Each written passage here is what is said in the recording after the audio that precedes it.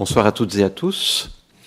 Je suis ravi de vous accueillir ce soir pour la troisième conférence de ce cycle sur prêcher et convaincre en contexte musulman, cycle des conférences annuelles de l'ISM, qui est préparé par notre responsable de la médiation scientifique, Sophie Bilardello, qui est derrière le pupitre là-haut et que je remercie.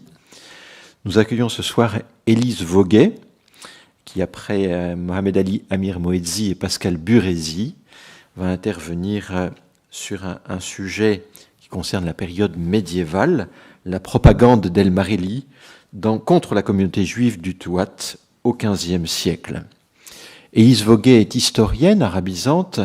Elle est chargée de recherche au CNRS, rattachée à l'IRHT, l'Institut de recherche et d'histoire des textes, depuis plusieurs années. Elle a été auparavant maître de conférence ou maîtresse de conférence à l'université de Toulouse-Le Mirail à la fin des années 2000. Élise Voguet a dirigé l'ISM pendant plusieurs années. Quand je suis arrivé dans cette maison, c'est elle qui était la directrice de l'ISM et elle s'est occupée de publier avec Anne Troadec ici présente les conférences annuelles de l'ISM sous un format que je vous présente ici et que je vous invite à consulter ou en achetant ces volumes ou en les consultant sur Open Edition. Les conférences de l'ISM parues aux éditions Diacritique. Là, c'était une année sur les pouvoirs et autorités en islam. Et le sujet d'aujourd'hui, le cycle de conférences de cette année, s'inscrit dans la continuité de ce cycle qui a eu lieu il y a plusieurs années. Élise Voguet, comme l'indique le titre de sa conférence de ce soir, est spécialiste du Maghreb et du Sahara central. Elle s'est penchée sur cet objet à la fois du côté de l'histoire sociale et de l'histoire juridique. Donc elle fait une histoire des sociétés rurales du Maghreb et du Sahara, une histoire de l'élaboration juridique du malikisme. Elle a publié sa thèse qui s'intitule « Le monde rural du Maghreb central au XIVe et XVe siècle » et un certain nombre d'articles dans une revue que je vous invite à consulter, la revue d'études des mondes musulmans et de la Méditerranée, la REMMM. Elle travaille également sur un espace qui est à la marge de ce que nous venons d'indiquer, qui est l'espace libanais ou du mont Liban, et notamment la vallée de la Qadisha, à partir des sources du patriarcat maronite, et elle fait ce travail-là en collaboration avec Wissam Halawi, qui est actuellement professeur à l'université de Lausanne. Nous l'écoutons avec grand plaisir pour 1 heure ce soir, et puis vous pourrez lui poser des questions entre 7h30 et 8h. Nous sommes ravis également d'être en communication avec ceux qui suivent la chaîne YouTube de la Bulac, et nous remercions nos hôtes de la Bulac habituels pour la conférence de ce soir, qu'ils et elles n'hésitent pas à poser des questions. Elles seront relayées par Sophie Bilardello. Élise, je te cède tout de suite la parole et je te remercie. C'est bon, ça marche là ? Ouais. Donc moi aussi, je te remercie Dominique et je remercie aussi vivement l'ISM d'avoir retenu ma proposition de conférence, puisque c'est moi qui ai fait la proposition de la faire en voyant le programme retenu cette année et qui me permet donc de vous parler de cette propagande d'El Marili contre la communauté juive du Touat. Alors je vais commencer par situer brièvement les choses et d'abord le Touat. Qui est une région du sud-ouest de l'Algérie actuelle, qui se trouve au sud, comme vous le voyez sur cette carte, au sud du Grand Erg occidental, ici, et qui se constitue en fait d'une série d'oasis qui s'égrènent autour de ce plateau qui apparaît sur la carte, qui s'appelle le plateau du Tadmaït, et qui regroupe en fait 3 sous-régions, le Gourara, le Touat et le Tidikelt. Mais à l'époque médiévale, ces 3 sous-régions, même si on les retrouve parfois désignées par leurs différents noms, sont comprises aussi sous l'appellation générique de Touat. À l'époque qui m'intéresse ici, qui est donc le 9e siècle de l'Hégire, 15e siècle de notre ère, le Touat a bénéficié depuis un siècle environ de reconfiguration géopolitique du Maghreb, mais aussi du Sud, notamment, et donc du Sahel, notamment avec le développement au nord donc, de Tlemcen, et, qui est devenue la capitale de la dynastie Abd el-Wahid, et au sud de Tombouctou comme grand centre commercial qui s'est développé au détriment de Walata ici. Et donc vous voyez que c'est les routes transsahariennes qui reliaient surtout Sijil Massia jusqu'à Walata via Wadan ou Sijil Massa via Walata via Taraza se sont décalées à cette époque-là, se sont décalés plus à l'est pour relier plus directement Tlemcen à Tombouctou. Et donc le Touat a bénéficié de ces reconfigurations et il est devenu un carrefour où se rencontraient les pistes, comme on le voit sur cette carte, venant des différentes régions du Maghreb et en direction des sultanats du Mali. Dans cette région du Touat, Tamentit, que vous aviez sur la première diapo et que je vous ai remis là, donc c'est une photo d'il y a une petite dizaine d'années. Tamentit est alors une des oasis les plus actives, la ville faisant même figure de capitale régionale, et c'est là que Malfante, qui est un commerçant génois qui est devenu célèbre pour nous avoir laissé une lettre évoquant son séjour dans la région en 1447, s'était établi. Et c'est également là, à Tamentit, que les premiers cadis du Touat prirent pied et développèrent, mirent en place une judicature dans la région et participèrent à asseoir le malikisme, qui est l'école de droit majoritaire jusqu'à aujourd'hui dans la région. Alors l'importance des enjeux économiques, mais aussi culturels et politiques pour les différentes entités, ces différentes entités dont je vous ai parlé, a fait de la région l'objet d'une âpre compétition, surtout de la part des pouvoirs maghrébins d'ailleurs, sans qu'aucun n'y prenne vraiment pied à cette époque-là. La deuxième moitié du XVe est pourtant plutôt marquée par les liens avec Tlemcen, comme on l'a vu sur la carte, et donc avec le pouvoir Abd el-Wahid du Maghreb central, que l'on voit à l'occasion envoyer de petites expéditions pour régler des conflits locaux, mais pourtant, d'une manière générale, on a plutôt une région qui est restée très autonome politiquement et qui était gérée par des assemblées de notables locaux qu'on appelle les Jama'at, qui représentaient à la fois les populations sédentarisées d'Exour, c'est-à-dire ces villages fortifiés, comme c'est le cas de Tamentit, comme vous pouvez le voir sur la photo, et les tribus qui nomadisaient dans la région. Je vous ai mis une autre photo de Xour, qui est celui de Gentour, dans la région du Gourara. Alors les chroniques modernes, c'est-à-dire les chroniques plutôt XVIIe, XVIIIe, qui ont mis par écrit des traditions qui étaient jusque-là orales, insistent sur le fait que cette période a été marquée sur les affrontements tribaux qui étaient quasi permanents et qui auraient agité la région à cette époque, mais le Touat se caractérisait en fait surtout par une stabilité assez importante, qui était indispensable à la bonne marche d'un commerce dont le Touat était tributaire et qui impliquait donc à la fois ces populations nomades et les habitants des oasis.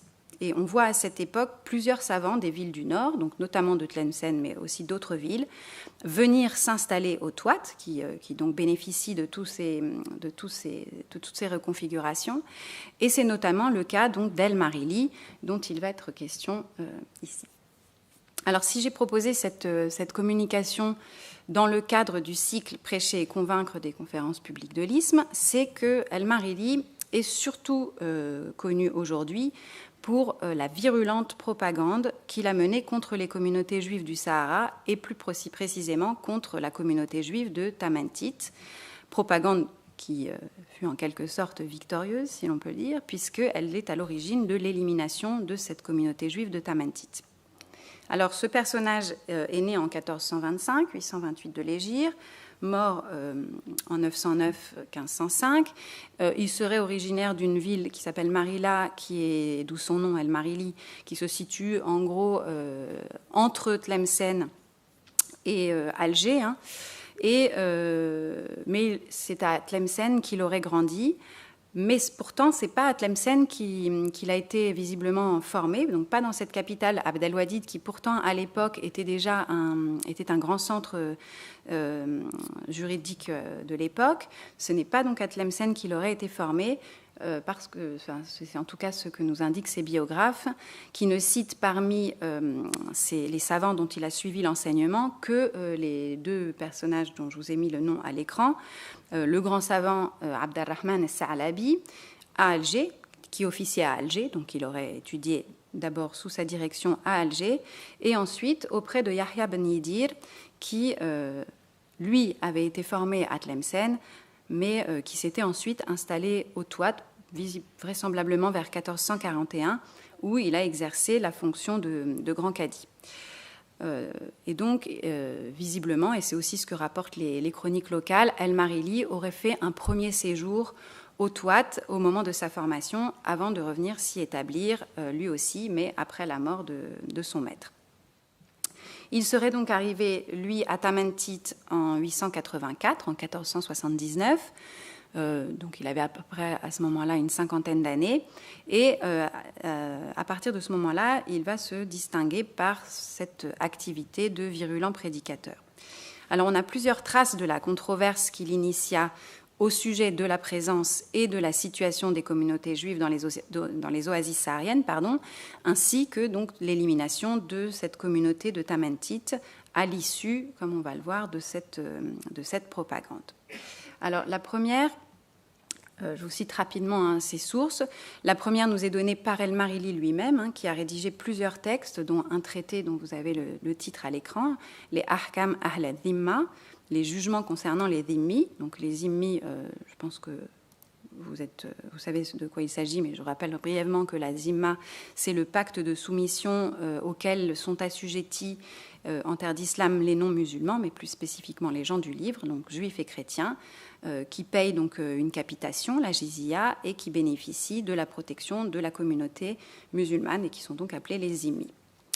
Dans ce traité, El-Marili développe donc sa position contre les juifs du Touat, mais aussi plus largement contre ceux d'une autre région qui s'appelle le Tafilalt, et qui est cette région ici dont la capitale est Sijin Massa, et qui se trouve donc au nord-ouest, au nord-ouest du Touat, mais aussi la communauté des juifs de Tlemcen.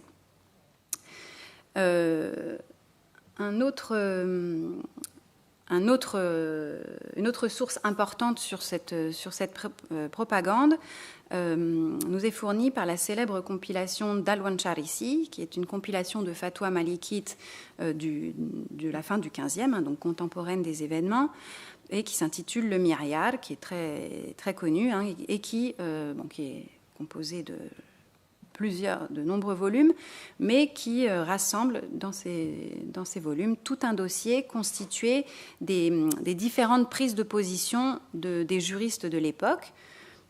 Donc, je vous ai mis à l'écran la référence à l'édition de ce texte, et aussi pour les non-arabisants ou arabophones, la traduction partielle qu'en a fait Émile Amar dans les archives marocaines. Et je vous ai mis également les références de plusieurs travaux qui se sont intéressés à ce texte et à cette question. Le plus ancien, c'est l'article de Vajda sur l'ouvrage, donc précisément sur cet ouvrage d'El-Marili. Il y a ensuite une thèse de Guarzo qui a été soutenue à Londres en 1972, mais qui est restée inédite, mais qui est très facilement consultable sur Internet. Guarzo qui étudie, lui, le personnage d'El-Marili et son rôle dans l'islamisation du Maghreb, mais aussi du Sahara et de l'Afrique subsaharienne. Et enfin, Onwik, qui a également consacré 2 articles à la question. L'un à la disparition de la communauté juive du Touat, et l'autre, plus précisément, à la question du droit de ces zimmis à maintenir un lieu de culte dans des lieux dans lesquels ils résident.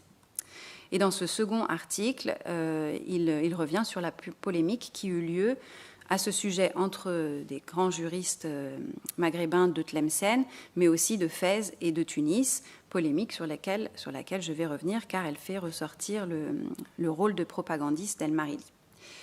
Elle est donc à l'origine de l'élimination de la communauté juive de Tamantit, élimination dont témoigne également un autre recueil de jurisprudence qui est beaucoup moins connu que le Myriad, qui est le recueil de Nawazil d'Al-Sijil Massi. Al-Sijil Massi, qui, donc, comme son nom l'indique, était de Sijil Massa, la ville dont je viens de vous parler, ville du Tafilalt, qui était également contemporain d'Alwan Charissi et contemporain des événements dont il est question ici.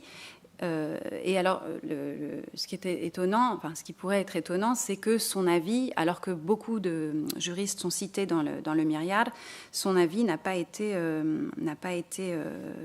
compilé dans le Myriad. C'est probablement parce qu'en fait, il a été interpellé sur la question a posteriori et il intervient quant à lui non pas sur la question des synagogues, mais comme je l'ai étudié dans un article récent dont je vous ai mis la référence également à l'écran, sur l'appel au meurtre des Juifs du Touat par El-Marili. Et la longueur de sa fatwa, qui se déploie dans l'édition sur plus de 33 pages, est peut-être due au fait qu'El-Marili condamnait, comme je viens de vous le dire, également les Juifs du Touat, les Juifs du Tafilalt, donc de sa région. Et il se trouve qu'Al-Sijil Massi était le grand cadi de Sijil Massa, et il aura vraisemblablement voulu, comme le cadi du Touat, on va le voir, défendre avec vigueur les communautés juives sahariennes. Alors sa fatwa, elle est introduite par une réponse générale qui donne la teneur de sa position sur ce dossier. Il déclare « Il ne fait aucun doute que le meurtre des Juifs du Touat et la saisie de leurs richesses est illégal », et il utilise, pour le dire, le terme de haram. La communauté juive de Tamantit semble avoir été relativement importante dans le courant du XVe siècle. D'après Malfante, dont je vous ai parlé tout à l'heure, au milieu du siècle, les Juifs y étaient assez nombreux et menaient une vie, d'après cette source, paisible, et le commerce, dit-il, était entre leurs mains. Alors, une de mes collègues du CNRS, Ingrid Oussay, qui a travaillé sur le commerce, notamment entre la Slovaquie et le Sahel, et elle a montré que, effectivement, les négociants juifs tenaient, par exemple, le marché du cuivre.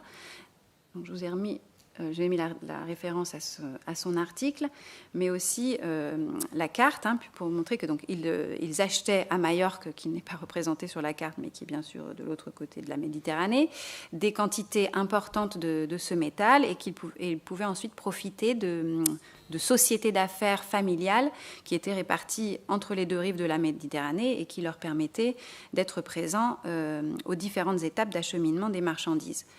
Des familles de négociants étaient ainsi installées à Oran et plus précisément à Hunayn, qui était l'avant-port de Tlemcen, mais aussi à Tlemcen et puis ensuite au Touat et ensuite plus au sud à Tombouctou et à Gao. Ces commerçants juifs travaillaient avec les commerçants musulmans, mais dans une position de dépendance, puisqu'ils devaient bénéficier de leur protection, comme cela dit l'ensemble des commerçants étrangers, moyennant le paiement donc d'un tribut. Comme le remarque pourtant Jacob Olliel, qui a consacré un ouvrage aux Juifs du Sahara et plus particulièrement au Touat au Moyen-Âge, tous les Juifs de Tamantit n'étaient certainement pas des commerçants prospères, ne participaient pas forcément tous au trafic international, mais d'une manière générale, il souligne aussi que le Touat, il dit donc qu'ils n'étaient pas tous forcément impliqués dans ce trafic, que la région du Touat à cette époque était probablement dans une certaine instabilité qui a pu précariser un certain nombre d'entre eux, mais il développe aussi le fait que la communauté du Touat bénéficiait cependant de la présence de responsables et de rabbins qui étaient en lien avec le tribunal rabbinique d'Alger et bien sûr de synagogues qui vont être le point de départ de la propagande initiée par El-Marili. Alors je vais vous présenter les différents arguments et les positions défendues par les différents intervenants autour desquels s'est articulée cette propagande pour mettre en avant les objectifs de ce combat local qu'a mené El-Marili, à savoir une attaque en fait beaucoup plus large contre les communautés juives du Maghreb et du Sahel, qui vient nourrir en fait d'ardentes ambitions politiques. Alors ce qu'il faut souligner avant d'entrer dans le vif du sujet, c'est qu'au Touat, au moment où cette controverse s'est produite, il y avait déjà de manière établie une judicature islamique, peut-être dépendante des pouvoirs sultaniens, notamment des Abd el-Wahid, mais plus vraisemblablement assez autonome, et les juges étant à cette époque surtout reconnus et désignés par leurs concitoyens pour leur qualité et leur autorité personnelle. Alors celui qui occupait cette fonction à l'époque et qui va être impliqué directement, comme on va le voir dans l'affaire, s'appelle donc Abdallah el-Hasnouni. On sait assez peu de choses sur lui, si ce n'est qu'il y avait autour de lui un petit milieu de juristes qu'El-Marili connaissait également. Alors la controverse aurait eu comme point de départ une question qu'un savant originaire de Figuig, donc Figuig, je remets la carte, se trouve sur cette nouvelle route qui relie Tlemcen à Tombouctou et qui passe par le Touat et Figuig constitue une étape sur cette route. Donc c'est un savant de cette oasis de Figuig qui aurait posé à El-Hasnouni une question au sujet du statut légal des synagogues du Touat et plus généralement des synagogues des Ksour, donc ces villages fortifiés sahariens, et de la nécessité ou non de les détruire. Alors ce savant de Figuig, a priori, était à ce moment-là lui aussi à Tamantit, où se trouvait déjà El-Marili, et d'après les différentes sources que l'on a, il apparaît que c'est en fait ce dernier, donc El-Marili, qui aurait été le véritable instigateur de la polémique et qui aurait en fait soufflé cette question à son collègue, question qui est un peu l'étincelle de cette affaire. Alors le texte qui est rapporté par El-Wanchar ici commence par la question qu'El-Hasnouni, cette fois-ci, pose aux grands juristes des capitales maghrébines, de juristes de Fès, de Tlemcen et de Tunis, question dans laquelle il revient sur la série d'événements qui la motivent, et notamment la réponse qu'il a déjà faite aux savants de Figuig et dans laquelle il défend le maintien des synagogues. Il souligne également que cette réponse a provoqué une virulente riposte d'El-Marili et du fils de celui-ci, Abd el-Jabbar, qui a failli dégénérer, dit-il, en guerre civile, en fitna.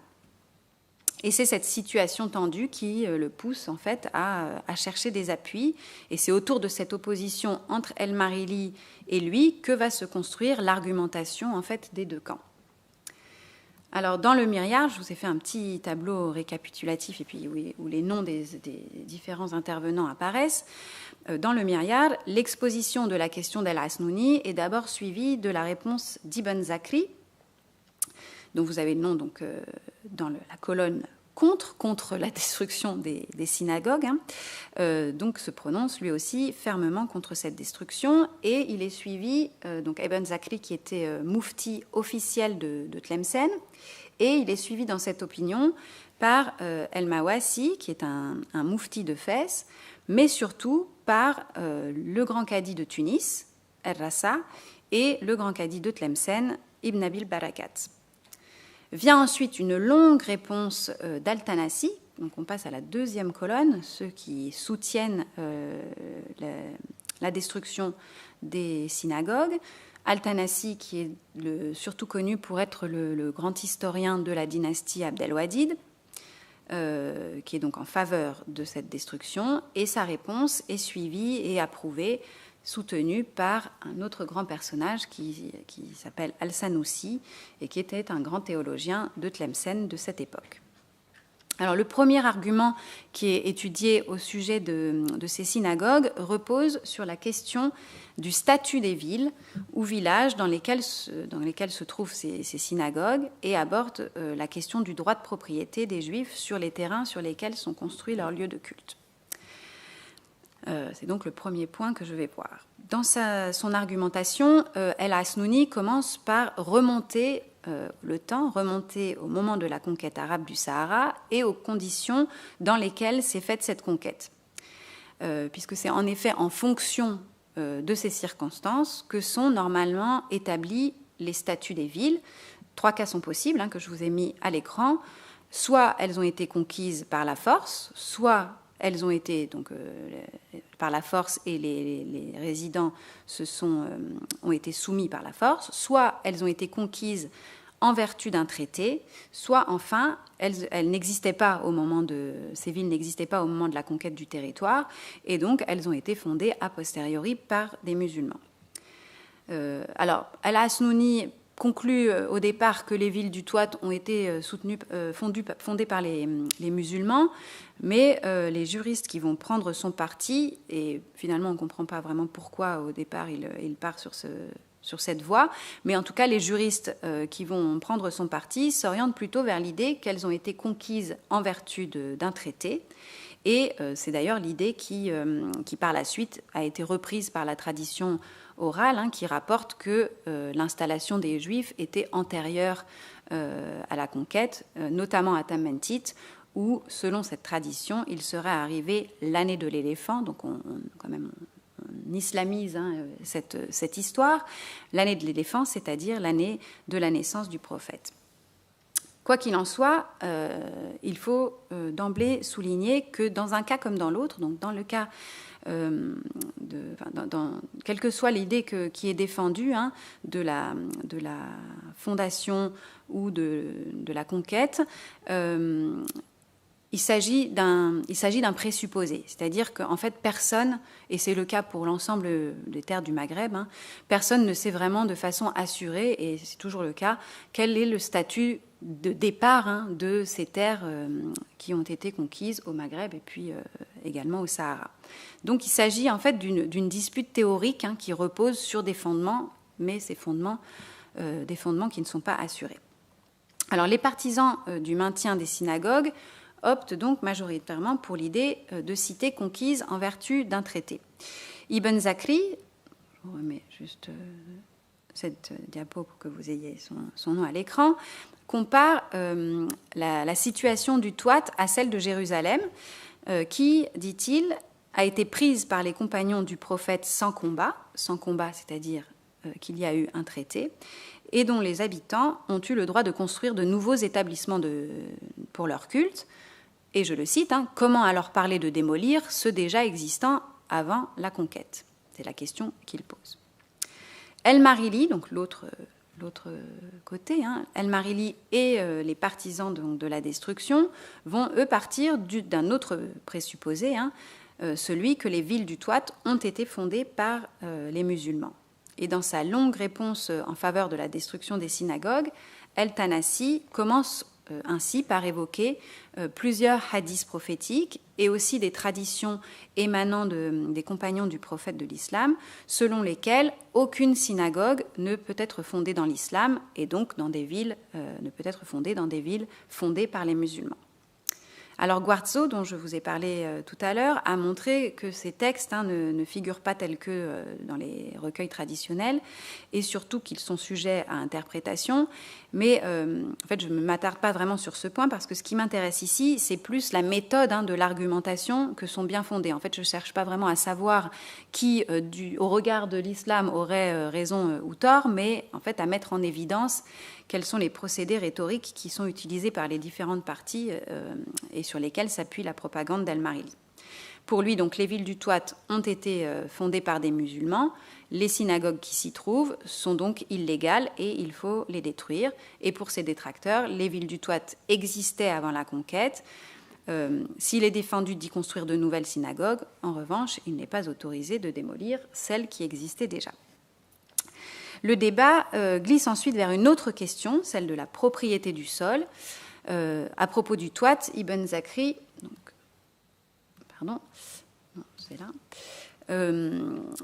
Ibn Zakri déclare, je le cite, « Ces pays sont la propriété des habitants qui en ont acquis le sol par vivification ou par attribution. » Donc ces habitants, qu'ils soient juifs ou musulmans, mais en l'occurrence les juifs, sont donc sur leur propriété et rien ne justifie donc la démolition de synagogues construites sur ces propriétés.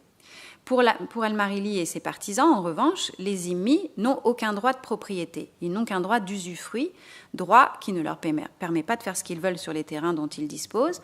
Et Al-Marili soutient ainsi que la propriété du sol sur lequel s'élèvent les synagogues ne peut reposer que sur une vente ou un autre acte juridique, autant de contrats, dit-il, qui sont interdits en faveur des Juifs. Les Juifs ne peuvent donc pas, selon lui, être propriétaires et leur synagogue est donc nécessairement construite sur des terrains qui ne leur appartiennent pas. À travers ces deux premiers arguments, on voit que l'ensemble des positions défendues par les uns et les autres relèvent en fait donc de débats juridiques, de débats d'école qui ne sont pas tranchés. Et toute cette partie reste donc très théorique et ne semble finalement suffisante ni aux uns ni aux autres pour étayer solidement leurs positions respectives. Et donc les partisans d'Al-Marili vont alors passer à deux autres arguments, celui du consensus des savants et celui de la validation du fait accompli. Consensus des savants, donc l'ijma.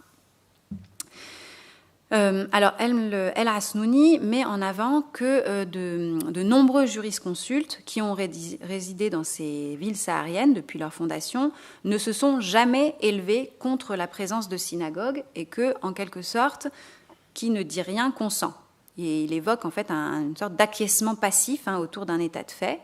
Et cet argument de l'état des choses est repris par Ibn Zakri, qui précise que les Juifs du Touat possèdent ces synagogues depuis un temps immémorial, et par Ibn Abil Barakat, toujours donc dans les partisans, les défendeurs, on va dire, des synagogues, pour lequel donc un des plus grands arguments en faveur des synagogues est le silence des oulémas et des hommes pieux à cet égard. Ils les ont laissés, dit-il, tels qu'ils les avaient trouvés.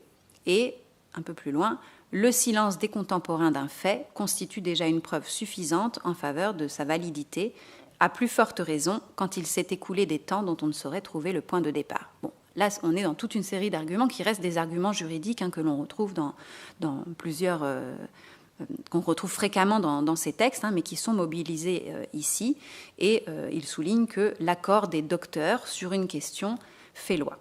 Ainsi, si on ne connaît pas le statut originel des villes du Touat, le fait qu'il existe des synagogues depuis suffisamment longtemps pour qu'on ne sache pas, on ne connaisse pas la date de leur fondation, et que durant tout ce temps, aucun juriste, aucun savant ne se soit élevé contre cette existence, équivaut à une validation. Mais c'est également sur ce terrain du temps écoulé et de la validation du fait accompli que vont rétorquer El-Marili et ses partisans. El-Tanassi déclare que l'existence prolongée ou la fréquence de ce qui est illicite n'influe en rien sur les règles qui le gouvernent. Et il prend un exemple, percutant, celui de la prière. Il dit « Beaucoup de gens ne font pas la prière, ne la font pas. Ça n'en reste pas moins une prescription légale obligatoire et celui qui ne la fait pas doit être puni. » Et il en est de même de ces synagogues. Elles ont toujours été illégales et rien ne saurait les rendre légales, donc il faut les détruire. L'argument suivant ne concerne plus seulement la question des synagogues, il s'attache à la question du pacte que représente la dhimma, donc ce statut de protégé des non-musulmans, et du respect ou non pour les zimmis des obligations qu'il entraîne. Alors la question du pacte des dhimmi occupe à la fois les intervenants dont les réponses sont compilées dans le Miryar, donc la première source dont je vous ai parlé, mais aussi Al-Sijil Masih dans sa longue fatwa. Alors, dans le dossier rassemblé par El-Wancharisi, Ibn Zakri commence par rappeler que les dhimmi jouissent de la protection musulmane en vertu d'un pacte passé avec les musulmans, pacte qui n'engage pas seulement les juifs ou les chrétiens, puisque là il parle d'une manière générale, mais bien les deux parties. Il est fait obligation aux musulmans de laisser les tributaires en paix et de garantir leur vie et leurs biens. Ce pacte peut par ailleurs contenir une autorisation spécifique en ce qui concerne les lieux de culte, donc on revient à la question des synagogues, autorisation qui s'adapte à différentes situations. S'il existait déjà des établissements de culte au moment de la signature du pacte, les vaincus peuvent avoir obtenu l'autorisation de les maintenir. Et s'il n'y en avait pas, ces premiers tributaires, donc ceux qui ont signé le pacte, peuvent avoir obtenu l'autorisation d'en édifier. Et de plus, ça c'est important également, cette autorisation peut avoir été acquise dans une autre région. C'est-à-dire que si des populations juives, par exemple, sont arrivées dans une région musulmane dans laquelle sont arrivés plutôt d'une région musulmane dans laquelle ils avaient conclu un pacte avec un souverain musulman et que ce souverain musulman les autorisait à construire une synagogue, alors ils jouissent partout de ce droit. En fait, ce droit est un, si on peut dire. Ils jouissent partout de ce droit et peuvent en construire une nouvelle s'ils s'installent dans une autre ville.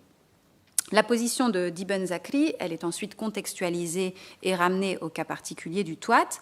Il est très probable, dit-il, que les tributaires dont il est question ici sont arrivés dans le pays saharien, venant d'un endroit où ils jouissaient d'un pacte. Et c'est aussi ce qu'affirme El-Mawassi. C'est en vertu d'une clause de leur pacte que les Juifs du Touat ont édifié ces synagogues. Al-Tanassi, donc partisan d'El-Marili, quant à lui, postule au contraire que les Juifs du Touat n'ont obtenu aucune autorisation. Mais ce qu'El-Marili dénonce dans son traité, c'est surtout, à côté de cette question des lieux de culte, c'est surtout le non-respect du pacte par les Juifs du Touat. Je vous le cite, « Saisissez-les, dit-il, les Juifs, et tuez-les où que vous les trouviez, confisquez leurs propriétés, capturez leurs femmes et leurs enfants jusqu'à ce que ces malfaisants se soumettent totalement aux lois de la charia, paient la jizya et soient humiliés. » Donc il met d'abord l'accent sur le fait que les Juifs du Touat ne se tiennent pas dans la position de soumission, de subordination dans laquelle doivent se tenir les dhimmis à l'égard des musulmans. Et il déclare qu'il ne fait donc aucun doute que les Juifs du Touat, du Gourara et du Tafilalt ne bénéficient plus de la protection, donc ne bénéficient plus du pacte de Zimma, que ce pacte est rompu. Ses partisans le suivent et défendent l'idée que les Juifs du Touat seraient sortis de leur état d'humiliation. El-Tanassi condamne ainsi leur conduite qui est selon lui inappropriée.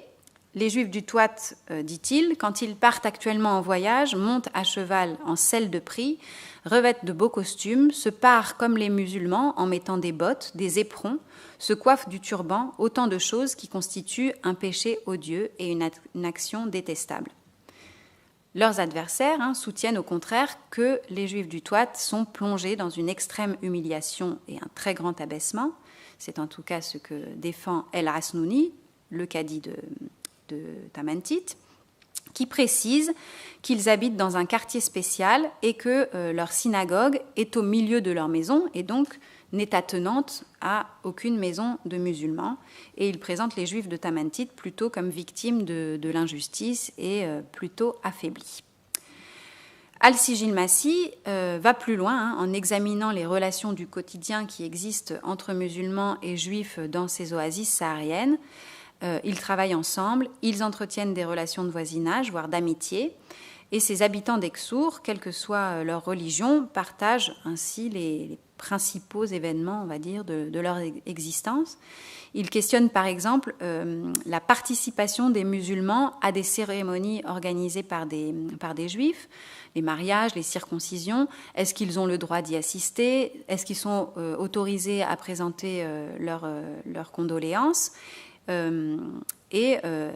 Al-Sijil Masih, s'il souligne la nécessité du respect de l'état d'humilité et de subordination des Juifs, comme le recommandent les traités fondamentaux du malikisme, défend quant à lui une autre interprétation des relations que les musulmans peuvent entretenir avec les Juifs. Il n'y a rien, dit-il, dans la volonté de Dieu, ni dans la sunna de son messager, qui interdise à un musulman d'assister à un banquet organisé par des Juifs et d'y manger. Il déclare aussi qu'il relève de la bonne conduite à avoir à l'égard des Juifs de faire preuve de gentillesse face à leurs faiblesses, de les nourrir s'ils ont faim et d'interdire le mal qu'on peut leur faire. Et donc il contredit fermement la position d'El-Marili qui fait de quiconque prend la défense d'un Juif un incrédule, voire même un mécréant, en s'appuyant sur une interprétation de la sourate Al-Maïda dans laquelle il est dit « Vous qui croyez, ne prenez pas les Juifs et les chrétiens pour alliés, celui qui le fait est un des leurs. » Autre élément relevant du pacte de Zimmi, de la Zimma, avancé dans cette polémique, c'est donc le paiement de la jizya, la capitation dont doivent s'acquitter les Zimmis. Al-Marili rappelle dans son traité que la protection prescrite par la charia oblige les Zimmis au paiement donc de cette taxe. Et bien sûr, il n'est en rien contredit là non plus par El-Sijil Massi sur ce point, ni par aucun des savants cités dans le Miryar. Comme le souligne Ibn Zakri, il n'y a jamais eu de dissidence en aucun temps et en aucun pays sur le caractère de prescription légale reconnue à l'imposition de la jizya. Or, selon El-Marili, les Juifs du Touat ne s'en acquittent pas, donc ne paient pas cette imposition. Et El-Asnouni lui rétorque qu'en ce qui concerne la jizya, je le cite, « Ils ont des habitudes depuis longtemps avec les chers, contribuant à l'organisation des fêtes ou au financement d'autres occasions malheureuses, comme les guerres, ou en donnant l'hospitalité aux Bédouins. » Donc en fait, ce qu'il suggère implicitement, c'est que ces contributions qui participent, on va dire, à l'effort collectif des populations oasiennes font office de jizya. Mais El-Marili, de son côté, les considère comme des pots de vin, car pour être valable selon lui, la jizya doit être perçue par une seule personne détentrice de l'autorité. Cette question du pacte et des obligations qui en découlent permet de mettre en avant tous les enjeux en fait, de la propagande d'El-Marili, puisque placer la polémique sur le terrain juridique lui permet en fait de dépasser le cas particulier du Touat sous prétexte d'apporter une réponse d'école qui est censée être incontestable, mais son objectif est en fait éminemment politique. Ce que combat El-Marili, c'est la place des Juifs dans la vie politique et économique du Maghreb, du Sahara et également du Sahel, mais plus tardivement, en ce qu'elle relève, selon lui, de la décadence, de la turpitude des pouvoirs politiques et, autre fait important, leur connivence avec les milieux savants. Et ces détracteurs lui répondent également sur ces thèmes et dénoncent ces agissements et sa propagande qui, selon eux, met en péril l'équilibre sociopolitique et économique des oasis. Alors, 3 nouveaux arguments sont avancés. La dénonciation d'une autorité publique défaillante, la crainte de la discorde au sein de la communauté musulmane et la question du djihad. Alors, l'absence d'une autorité publique solide est au cœur de ce que dénonce El-Marili. C'est en fait à cette autorité défaillante qu'il souhaite en fait se substituer en rassemblant derrière lui des partisans. Et cette autorité publique défaillante est aussi le point nodal de la position d'El-Sijil Massi, donc son opposant. El-Sijil Massi, lui, il convient totalement du fait que la région du Touat n'est soumise à aucun pouvoir central, comme je vous l'ai dit en introduction, et qualifie même cette région de région corrompue. Mais il explique qu'en l'absence d'autorité centrale, c'est au chef de village de faire régner la loi, et notamment de maintenir les Juifs dans leur statut de tributaires. Il incombe, dit-il, aux chefs de vos villages, qui ont des Juifs sous leur autorité, de les rassembler et de prélever la jizya. C'est donc en fait les Oasiens musulmans eux-mêmes qui sont, pour lui, responsables de la situation des Juifs de leur région et qui doivent participer à imposer les obligations auxquelles ils doivent se soumettre en fonction de ce pacte. El-Asnouni, donc le cadi du Touat, défendait aussi l'idée que si les Juifs de sa région avaient évolué dans un environnement juste, sous-entendu sous une autorité sultanienne, ils auraient payé acquis de droit et sans résistance ce qu'ils devaient. Mais c'est parce que cette autorité n'existe pas qu'ils se sont acquittés de cette redevance d'une autre manière. Selon Elsie Gilmassi, c'est également cette absence d'autorité centrale qui laisse la place à l'action d'ardents personnages comme El-Marili, action qu'évidemment il condamne vigoureusement, sa propagande étant selon lui à l'origine de la pire des situations, la fitna, donc la discorde, la division entre les musulmans, c'est-à-dire la guerre civile. Alors, Ala Hasnouni rapportait, en effet, comme je l'ai dit tout à l'heure, que la polémique provoquée par El-Marili et son fils Abd al-Jabbar au sujet des synagogues du Touat avait failli dégénérer en guerre civile, et Elsie Gilmassi dénonce cette propagande. Il ne faut pas suivre, dit-il, El-Marili et ceux de son espèce parmi ceux qui conduisent les masses, car se battre à ses côtés et le suivre dans le meurtre conduit à faire surgir les divisions et les effusions de sang sans raison. Et donc ici, les divisions, ce sont donc, il utilise le pluriel, mais de la fitna, les fitanes. C'est bien donc le maintien de la paix sociale qui est au cœur de cette contre-propagande, qui défend l'idée que s'en prendre aux Juifs du Touat, c'est dangereux pour toute la communauté musulmane. Ibn Zakri dit par exemple: il faut considérer si, en voulant faire cesser ce qui est répréhensible, on ne se trouve pas amené à faire quelque chose de plus blâmable encore. Et il est repris par Ibn Abil Barakat qui déclare: lorsque pour faire cesser un mal, on doit tomber dans un mal plus grand, en ce cas, on doit s'abstenir. Or, quel plus grand dégât peut-on concevoir que la démolition qui peut déchaîner la guerre civile, celle-ci entraînant à son tour le meurtre des personnes, le pillage des biens, allumant le feu de la guerre entre les créatures d'Allah dans tous les pays. Donc cette conclusion, elle s'inscrit en fait dans le principe général de prescription du bien et d'interdiction du mal. La démolition des synagogues est présentée par Ibn Zakri et par Ibn Abil Barakat comme un acte d'injustice envers les tributaires, ce qui est un péché, un acte de désobéissance envers Dieu. Et c'est le même argument que développe Elsie Gilmassi au sujet non plus des synagogues mais du meurtre des Juifs.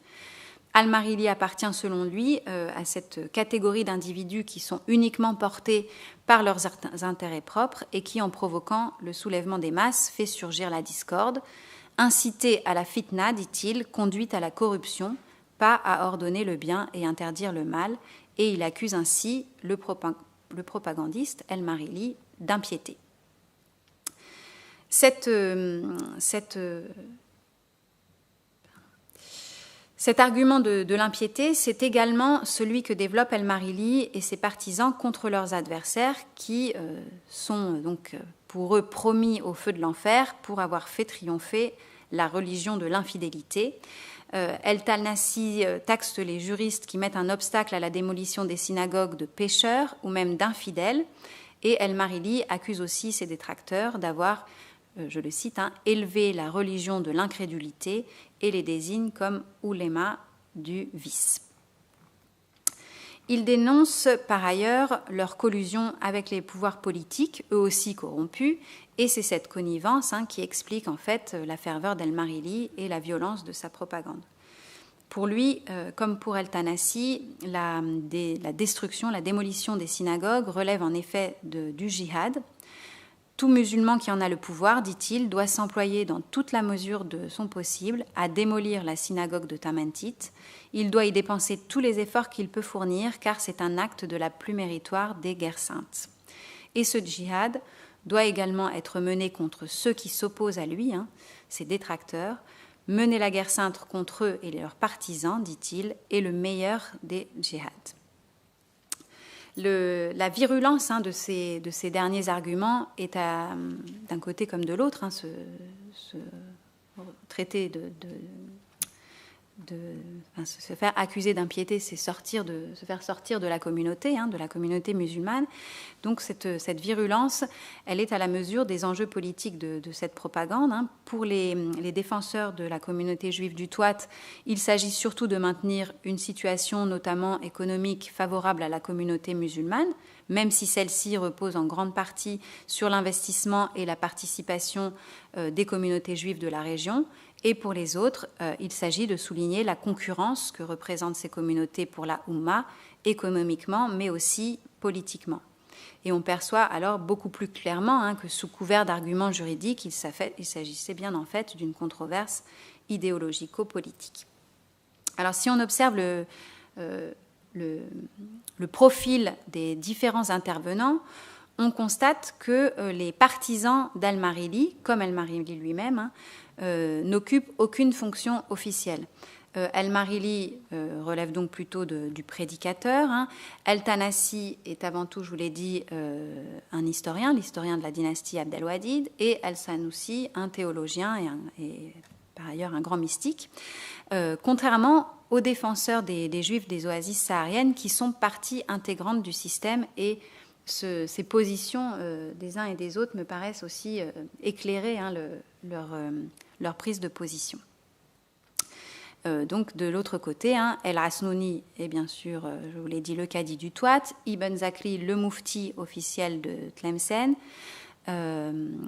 El-Rassa et Ibn Abil Barakat, respectivement grand cadi de Tunis et de Tlemcen, et enfin Al-Sijil Massi, grand cadi du Tafilalt.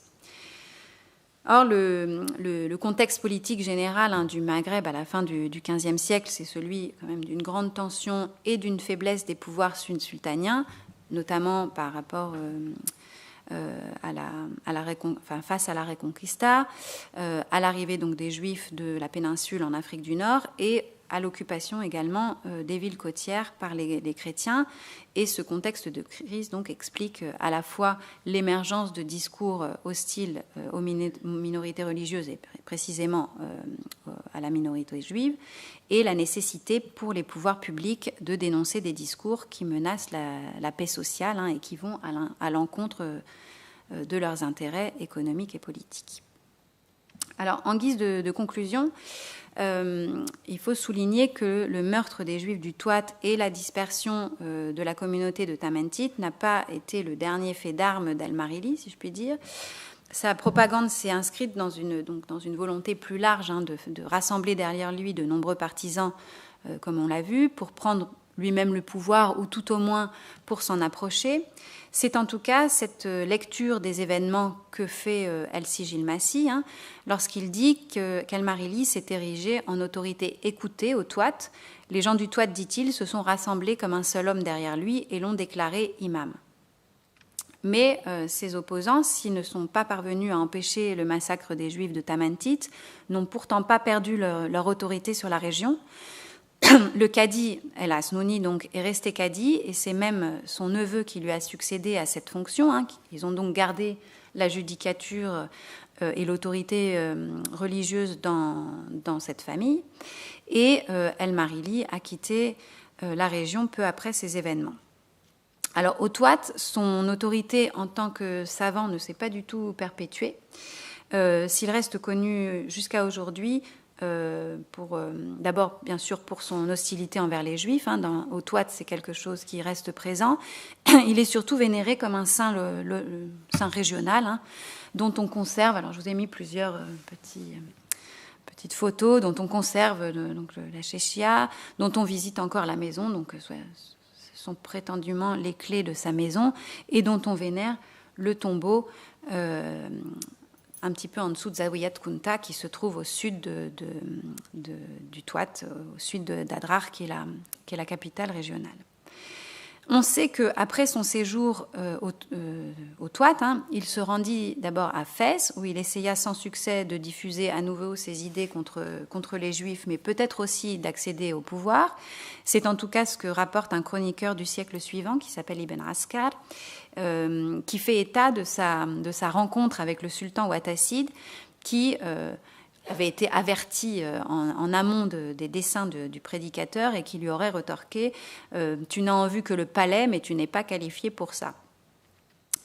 El-Marili quitte ensuite le Maghreb pour le Bilad es-Soudan. Il réside un temps à Takeda. Je n'avais pas remis la carte, non, excusez-moi.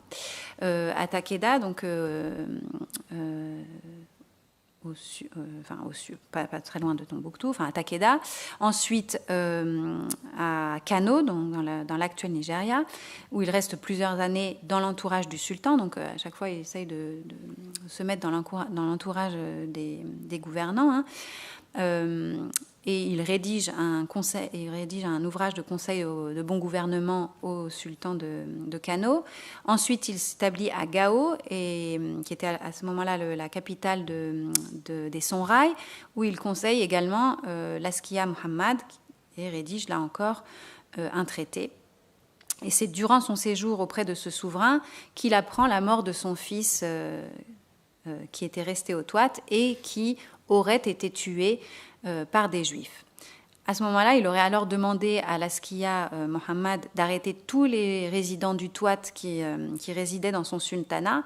Et une fois encore, c'est un cadi, cette fois-ci celui de Tombouctou, qui s'opposa à ces appels à persécution. Après sa mort, la renommée du personnage s'est perpétuée, pas tant à cause de sa propagande contre les Juifs, mais surtout en tant que théoricien de l'autorité en islam. Il a eu une influence considérable sur l'histoire de l'islam en Afrique de l'Ouest et l'évocation de son nom est apparemment omniprésente dans les sources relatives au mouvement de djihad des 18e et 19e, notamment en lien, comme le montre Jean-Louis Triot dans un article sur la légitimité islamique en Afrique noire, avec ses réflexions sur les relations entre pouvoir et religion. Et donc aussi, c'est toujours cette question de la connivence des pouvoirs politiques et des pouvoirs religieux, et sur le devoir de djihad contre les dirigeants corrompus. Jihad déclaré, je cite, « encore plus impératif et plus méritoire que le jihad contre les infidèles ». C'est tout dire. Voilà, je vous remercie.